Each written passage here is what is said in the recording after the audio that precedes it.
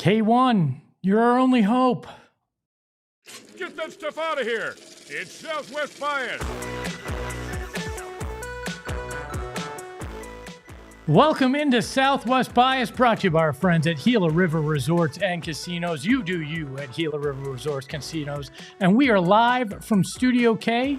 And that means you should become a member of the Inner Circle today by downloading that Circle K app. And we are talking Kyler Murray today. And a lot of guys, when it comes down to essentially them performing well to determine how a season will go, would come in slightly nervous, would come in with the weight of that on their shoulders, may crumble under that pressure. I think Kyler Murray has done that in the past. The weight of expectations becoming too much. I think this is why we've seen second half collapses. I think he's tried to put so much on him and played so much in the mental side of the game that it has hurt him. But yesterday, I think I saw a different Kyler Murray. And granted, it's all talk, but it felt like Kyler Murray came in with a different approach than we've seen. That he is mentally prepared for the rigors of a 17-game season and what comes after if you make the playoffs. It seems like he has a calm that he has not had before. It seems like he is embracing some of the things he's talked about in the past, but hasn't fully lived up to in trying to do it. I mean, he had this to say about trying to just go out there and execute yesterday. Honestly, just trying to go out there and execute. Like I said, I just said it. I'm not really trying to envision all the how many passing yards I'm going to have, rushing yards, and all that stuff. I'm just trying to go out there and execute. What it looks like at the end of the game, all that really matters is a win. So that's the focus. I know it's a lot of coach speak or platitudes by a player, but I feel like in the past we've heard Kyler talk about more of what he wants to accomplish, more of what he hopes to do when he goes out there, more larger picture. Right now, it feels like he's just saying, I can only control what I can, and each player can only come out here and realize that today's Wednesday. We're going to take care of Wednesday. We're going to figure out what Thursday looks like. When we get there on Sunday, we'll worry about Sunday in terms of how we're going to perform. And we've seen Kyler other years, I'm not going to say pout, but be affected by bad plays. Have things snowball, look at things not in a control what I can control, but where it feels like that pressure is omnipresent for him. And this was refreshing to hear him talk about that. And he has a quiet confidence, too, about what this team can be, and he talked about it. No, I think I know what we can be. Again, that's just me talking, and none of that matters. We still got to go out there and execute and do it. But as far as roster goes, I think we're in a place where we can be, very confident in what we have, and feel like we just go out there and execute. That's enough. Don't have to be heroes. But at the end of the day, like I said, ball's got to get rolled out there, and we got to go do it. We don't have to be heroes. I don't think he's talking about his entire team there. I think that may actually be more about himself than anybody else. We've seen it at times. It felt like the offense's only hope under Cliff Kingsbury was Kyler Murray doing everything. Was Kyler Murray trying to make a play out of absolutely nothing? And while that's still fun to watch him do, to watch him be the jazz musician of the NFL, just kind of making it up on the fly, and it's still an important part of his game, it doesn't feel like, based on that comment to me, that he looks at it as he has to be Superman. He has to go out and execute. He has to play well, and he has to play at a high level, but not everything falls on him simply to make the offense work. You look at the running game that's been established. They're one of the top run teams in the entire NFL. He knows James Conner has his back. He knows Trey Benson has his back. He knows he has a safety valve now in Trey McBride that's going to take care of things for him as well. And I think he also knows that he's starting to build that rapport with Marvin Harrison Jr., where he can actually turn that into one of the true duos in the NFL. That quiet confidence struck me yesterday and what he had to say. But then he also talked about his connection with Marvin Harrison Jr. and how that's developed. Honestly, I would say communication, and understanding what he's thinking and him understanding what I'm thinking. But I think as a rookie, hell, he might have been scared of me. I don't know what he like it just. You had to get to know him a little bit. He's got to feel comfortable with you, and just we had to go through the fire kind of to get that relationship to keep going and keep making strides off the field. That way we could feel each other on and off the field as far as what he's thinking, what I'm thinking. But no, man, me and Marv are in a great place. Honestly, night and day from when we drafted him to now. He'll start conversations with me. I don't gotta beg him to talk to me or anything like that. So. No, I love where we're at. Now it's just time to go execute. He'll even start conversations with me. Marvin Harrison Jr. also talked yesterday and talked about how he's a very quiet guy, more so even than Kyler, and that they have similar personalities. And sometimes that takes time to build that chemistry when you've got two guys like that. I mean, Kyler, he's saying he might have even been afraid of me. Like it's funny to me. Because we all know people like that, and that's not a judgment on who they are. Some people just aren't social. Surprisingly enough, I'm one of those people when I'm not behind a mic. I find it awkward, and maybe that's what Marvin Harrison Jr. is like, but it feels like they've actually made a connection. They found common ground off the field, which is important because having that base level relationship, that trust, that communication off the field plays on the field. And there was a confidence in both of them about what they've been able to build this offseason and what they've been able to do. And I love that because that's going to be one of the keys to Kyler turning things from being good to being great for this team. From being a guy that maybe could be your franchise quarterback, a guy that's viewed as kind of middle of the pack average, to being a guy that's an MVP candidate. We've seen him do it through, 10 weeks of a season. But now it feels like he might have that focus, that drive to make it the whole 17. The weapons to make it the whole 17. An offense that isn't predicated on everything he can do to make it that full 17. Oh, and he has a defense that now can put pressure on the quarterback and an offensive line that's going to be able to protect him at the highest levels. They're going to win the wars in the trenches. It's going to come down to how does Kyler Murray and his connection with Marvin Harrison Jr., Michael Wilson, and Trey McBride, how does that look? And how do they progress this year? And based on what I've heard Kyler Murray say and the slight differences from the years in the past, I think he's ready to do that and much more. But maybe that's just my Southwest bias. We welcome in the mustache behind the Mac, Shane Diefenbach. Shane, how are you? I'm back. Hey, you're back. This hat has a tendency to lean. I think it's that. Is it the headphones that does it to you? It just kind of does it. As Phoenix doesn't want to be on your head. That's what it is. Kind of tough, though. What do you think about that? That's what it is. Shane, where do you stand on Kyler Murray? You feeling confident as we go into week one? Yeah. I mean, I think I have more faith in Kyler Murray than most people, but that's because their faith is non-existent.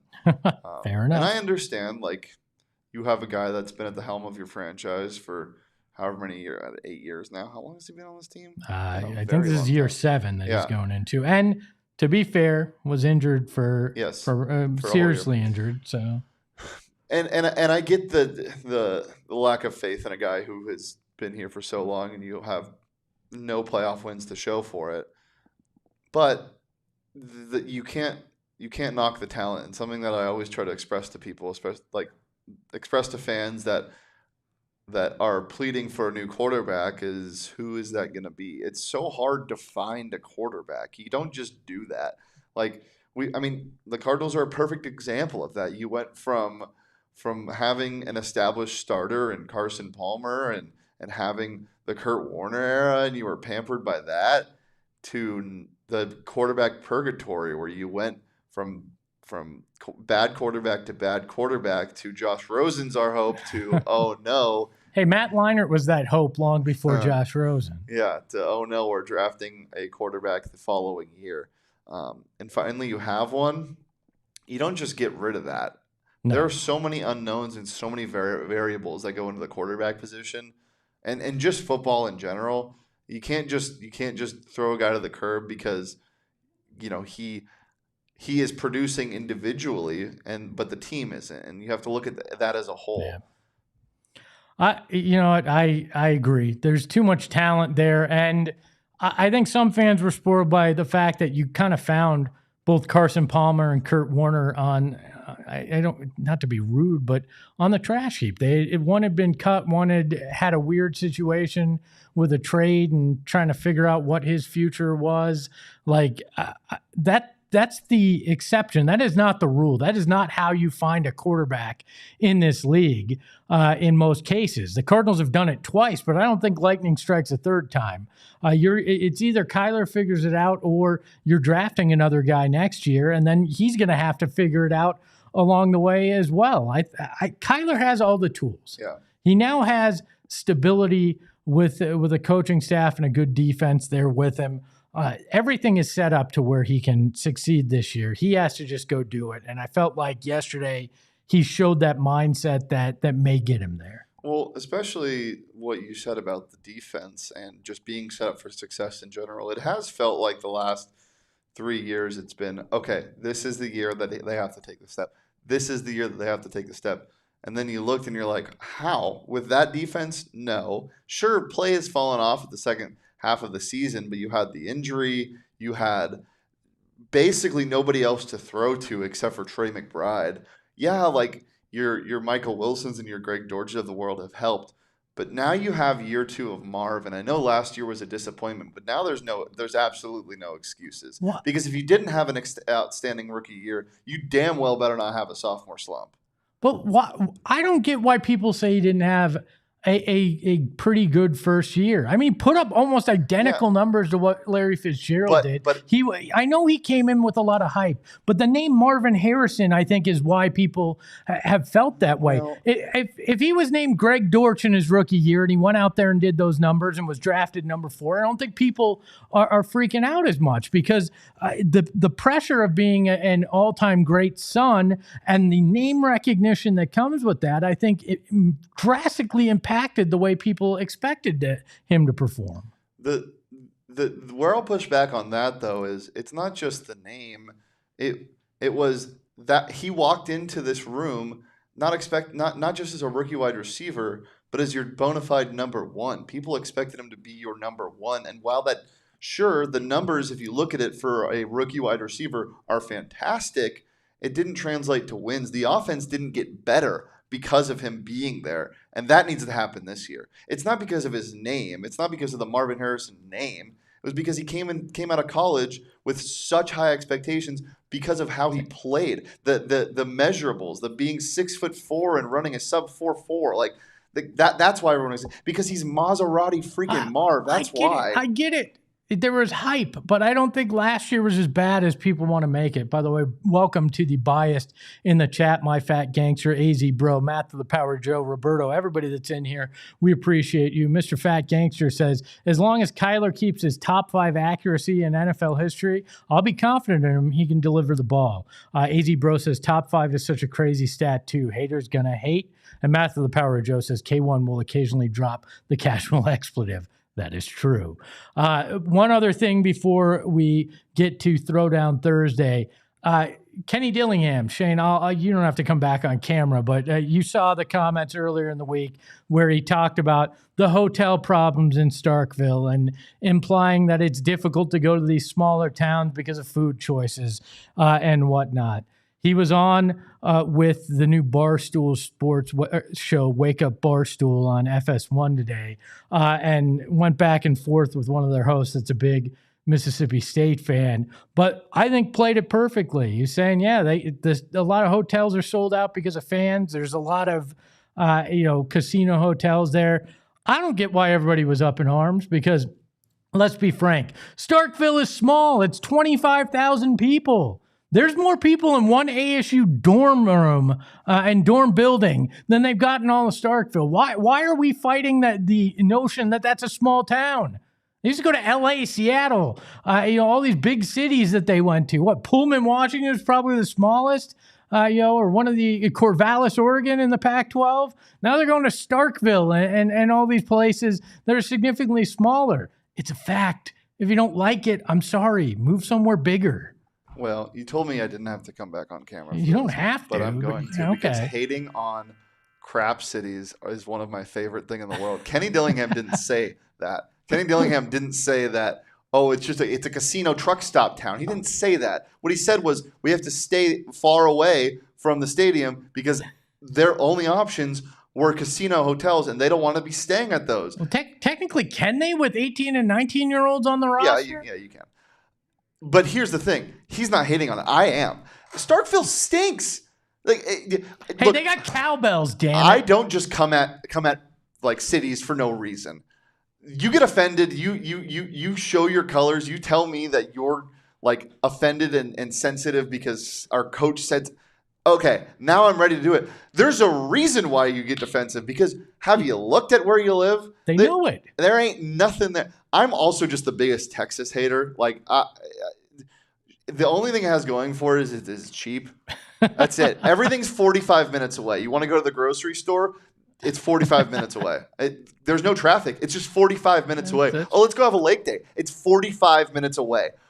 Let's go to the strip mall. It's 45 minutes away, and they're all chain restaurants. We've invented nothing. It's all flat. It's gross. Yeah, I found we got to your get the hot Throwdown button Thursday. issue. Also, I'm just going to say that I think this whole week put to bed the rumor that or the betting odds that Kenny might consider Alabama. I don't think he's going to Alabama with that kind of mindset about smaller towns. On the other side of the break, it's Throwdown Thursday, and I kick Derek's ass once again right after this. Are you in the market for some great sports memorabilia, sports clothing, sports apparel, hats, whatever you're looking for? Rally House has you covered. I was not familiar with Rally House's game until about 6 months ago. I was over at Tempe Marketplace. I'm like, what the heck is Rally House? I'll go in and check it out. And I was floored. The amount of merchandise that they have for every Arizona team, it's like a sports fan's dream. Like, it's how I would imagine my closet would look if I had an unlimited budget, right? It is everything that you want for all the teams you want. Suns, Cardinals, Diamondbacks, ASU, U of A, GC. They got everything. Even the Lumberjacks, I think I've seen there. So if you want to go check it out, I highly recommend it. And you don't even have to leave the comfort of your own home if you don't want to. You can just go to rallyhouse.com and check it out. Or you can find their locations there. And I got to tell you, they're centrally located throughout the valley. I got one. I'm way out in the East Valley. I got one right near me. And I love it. I shop there all the time. So find your local Rally House location and shop their entire product assortment online at rallyhouse.com today. Another new sponsor that I got to tell you about, Spencer's. They came out, they hooked us up in the new studios, right? We've got a whole viewing area out there.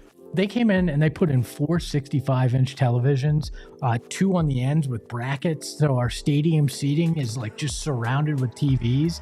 It's like you think like great sports book, you think like great viewing experience. We got that right here because Spencer's came out. Not only did they take care of the TVs, they came out and they installed them. Great customer service, fantastic customer service. Can't say enough about them. And Spencer's is 11 Valley location. So if you want that for yourself, you can do there. Employee owned and operated, which is why they care so much. They got same day and next day delivery, the largest stock of appliances in the Valley.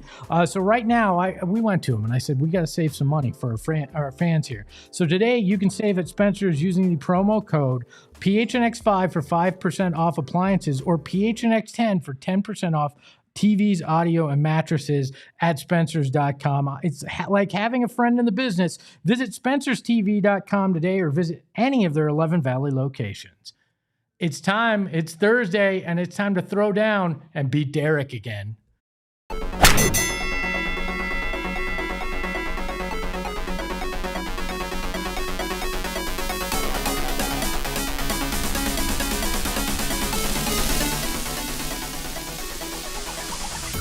Throwdown Thursday. You know how it works. Shane's going to throw out some topics. I'm going to beat Derek in it and win when you guys vote. It's just that fun that we do every Thursday. Let's keep it civil. We awkwardly squeeze into the smallest part of the desk here as well because. Yeah, guys, can we space out a little bit? No. There we go. I want to be able to get in a good I got closer to him instead of getting farther apart. I know how that goes. Let's do the thing. Yeah, let's do this, Shane. What do you got for us? For those of you who don't know how it works, I'm going to give 3 topics. They're going to debate them. They each have 1 minute this week to defend their take on whatever random topic we have. So the first topic, NFL is back today. In the last couple of years, they've changed the kickoff rules. Derek, we'll start with you. Are you pro or anti new kickoff rules? I think all of their changes to kickoffs are dumb because I'm old, and in my day, kickoffs were the most exciting part of the game. Sure, people got concussed. Sure, people got injured. Sure, it was a terrible idea from the get-go to have people running full speed at each other and not expecting catastrophic injuries. But damn it, I miss it. And I might have grown up in an era where watching guys break their arms were literally highlight videos for people like Espo and myself.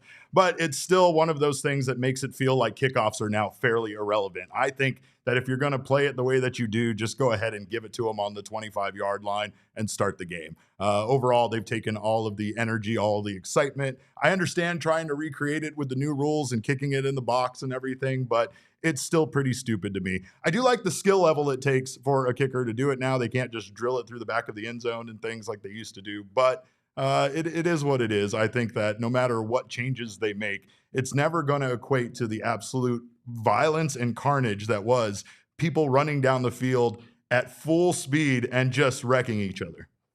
Derek, are you applying for a job at HHS? Because head injuries are a serious thing. I care about these athletes that we watch. I care that they don't get injured. And guess what? Things have changed since the 80s. These guys are bigger, faster, stronger.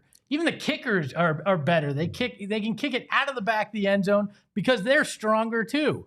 I want the new kickoff rules because there's a better chance that I'm going to see a return rather than wasting 5 minutes of my time watching a guy kick the ball out of the end zone and everybody jog down the field and get there. I love these new kickoff rules. I loved when the XFL did it.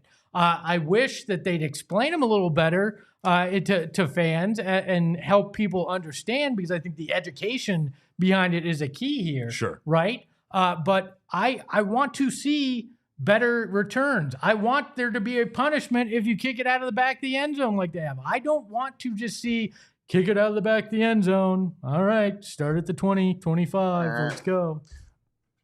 Second topic. First of all, chat, we will give you the chance to choose the winner at the end of the show, so stick around to vote. Or was it 2 weeks ago?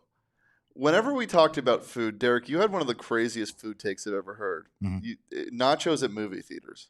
It's insane. It's still the right take. It's crazy. That intern is going to one day be at a theater, and she's going to have a lap filled with gross movie theater popcorn butter, and she's going to be like, Derek was right. I was wrong to vote for Espo. Anyway, today's topic is different, and I'm worried that you might give a similar answer. Again, in the vein of football season starting, Espo, we'll start with you. What is the best game day snack? Oh, the best game day snack at the stadium or home? No, sorry, at home. At home. It's a good wing. I mean, a wing's hard to screw up, right? You make a good wing, buffalo sauce, ranch. You can get some blue cheese if you're so inclined. There's nothing quite like a chicken wing. And I'm on trying to be healthier. And there's nothing like getting your protein in while enjoying something you're eating while watching a damn football game. Get your hands in there, get them messy, enjoy it. All the dips, like if you don't like a chicken wing, you can smother it in about anything else that you want. And it's amazing. There is nothing better than a chicken wing there for game day. I don't know what he's doing next to me. He's probably looking up where he can buy chicken wings because this is a great idea and I need some for Sunday, right? Because that is the epitome of great football food is chicken wings. Hi, City of Phoenix. I need a bulk trash pickup. Why, you gonna put yourself in a bag? He's about 5'9", and he goes by Espo, but his name's Greg. That was a trash take because wings are such a passé food. Not to mention, some of your friends, most of your friends, don't know how to cook wings properly. He was on the right track, though, because the correct answer is buffalo chicken dip. It is a dip. Dips in general are what you should be eating on game day. This does take me back a little bit to the nachos because it's just the better option. Not only can you have a variety of things to dip in buffalo chicken dip, but quite frankly, it's the superior food to anything else that you can make. These are modern times. We don't need to stick with these old-fashioned things like wings. We can move on to more advanced versions of the foods that we eat on game day. Of course, this, like I said, provides not only a variety of things that you can dip in it, but of course, you can impress your friends with one of the easiest recipes that you can do. You're going to have a ton of people over. You just need a bigger crock pot, and you literally need to do nothing but throw a bunch of stuff in a pot. Hold on. First answer is we got to go back in time to old rules, and now old things aren't good. I see how it is. Flip-flopper. Hey. Flip-flop. Hey, flag on the play. You talked past your time. That's going to be a 1-point deduction. Final topic. When talking fantasy football, again, it's a holiday here. When talking fantasy football, standard PPR league, running back or wide receiver as your first-round pick. Derek, we'll start with you. I mean, what kind of trap is this? Standard, it's the answer is best available player, but I'm going with running back. You go with running back all the time. It is a PPR league. Don't make me remind you that wide receivers require a quarterback to pass that ball to them in order for them to catch it. It takes two to tango when it comes to a wide receiver getting points. You know who also gets receiving points in a PPR league? A running back. All the time, because that's what they do in the NFL. They check down to the running back. They throw to the running back. The running back lines up as a wide receiver, but you know who's going to get those goal line touches that are so valuable in fantasy football? Running backs all the time. Always go with the running back first. It's insane not to, and every time I've done it, I'm looking at you, AJ. I've lost my fantasy football league. And in the case of last year when I did it, I picked an injured wide receiver, and it was the dumbest thing I've ever done in my life. Don't ever take a wide receiver first. Go running back and win your league like I did in 2023. Were you not in our league last year where the number one pick was Christian McCaffrey, and it totally screwed Bo's entire season up? I mean, he got injured. Running backs get injured more often than wide receivers. Running backs fall off cliffs faster than any wide receiver. How many times is a league won on waiver wires because 6 guys running backs got hurt, and then you got to scramble to find the guy that was the backup? There's a reason you have to handcuff your running backs in fantasy leagues, because the first guy's probably going to crap the bed on you. It's wide receiver. You go wide receiver. You find the best guys available, and you go that first. And I'd even go tight end early, because it's a league where you're going to get a guy at the top of that, where as other guys draft, they're going to get crap quality. Take one of the first 2 or 3 tight ends, too. Go wide receiver, then consider running back, but keep tight end in mind. Just drove right off a cliff, didn't you, with that tight end? You gotta keep tight ends in mind. There's like 3 of them that are good. If you get one of those, you're going to beat everybody. Oh, man. All right, chat. The poll is in the chat. Make sure to vote for the winner of today's edition of Throwdown Sam went Thursday. with Connor 1 overall. Sam, you were Let's nuts. go. You went James Conner 1 overall. Let's go. What are you talking about? Was it a Cardinals only league? You were literally placating to the crowd at the fantasy draft. I'm taking Cardinals. I'm going to take Cardinals. I didn't take him How at many 1. Cardinals you have on your team? Too many. Exactly. But I didn't take him at 1. That's fair. Taking him at 1 That's is like fair. choosing dip over wings. It's like choosing old kickoffs over new kickoffs. I don't know. I like both of those I will things. keep it open for another minute or so. I'm up 3-1 in the series. Who do you guys think is going to win tonight? Eagles. Rather than, who do you think is going to cover the spread tonight? Eagles favored by 7 points. Do you guys have anybody playing in our fantasy I have league? the Eagles defense. That's fine. I honestly don't remember. It has been such a busy week and a half that I do not remember if I have an Eagle on. You are not wrong. We have a lot of work to do around this office, but it feels nice. I remember I have 8 Cardinals, like you said. That's true. I don't You do have remember 8 if Cardinals. That's my birds there. I have George Pickens tonight, which is All right. exciting. We have a close vote right now. If I go up 4-1, we might have to bring Damon in next week. Oh, just go ahead and do it. Well, Just go ahead. We come here just to lose to you. I think we're gonna have to. Oh, that's upsetting. Because That's with upsetting. 60% of the votes. Mm, I don't know where the crown is. It's been Yeah. stolen. The Whoop crown's that been ass. stolen. It's been stolen. There it is. I took it. That's what Oh, wins. there we go. Da-da-da. This show's a sham. I'm a It's a ma- sham. I'm- This I'm show's a sham. I'm the mayor of Titletown. I'm the ends. Take a tight end. I'm the head of Whitland. The mayor's gone. He left. That's another edition of Southwest Bias. Wait, hold on. Sorry. What do we got? Dip? Really? Dip. What about dip? He said dip. He said dip. That's crazy. He said dip. No. That's a good appetizer, baby. But that ain't the main event. No. Sorry. I hate All the main right. We'll see you event. later, guys. That is another edition of Southwest Bias in the book. Wait, instead of throwing your hat, can I throw the crown? Sure. Okay. You can follow the mustache behind the Mac at Shane Deef. You can follow the show at PHNX_sports. You can follow me at Espo. And remember, don't take a running back number 1. You lose your league. Ahoy, hoy! Throw it. Bye. We all silly like the mayor.